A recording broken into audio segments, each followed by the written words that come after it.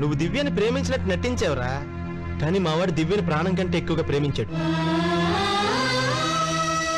అవును దివ్య, వాడు నీకోసమే మీ ఇంట్లో దిగాడు, కానీ నువ్వు వీడిని ప్రేమిస్తున్నావని తెలిసి వీడికి ఉద్యోగం ఇప్పించాడు, మీ నాన్న ఒప్పించాడు.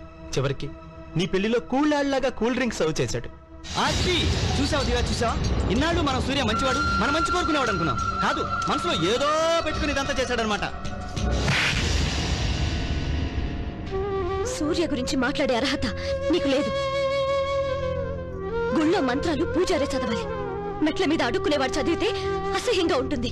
నువ్వు సూర్య గురించి మాట్లాడినా అలాగే ఉంటుంది. నిన్ను ప్రేమించాను నిజమే, అంత మాత్రాన నీలాంటి నీచుడితో తాళి కట్టించుకోలేను.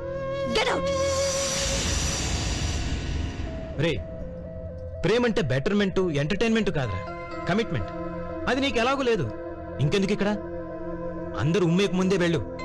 అరే, నీ ఫ్రెండ్ అని చెప్పుకోవడానికి కూడా నాకు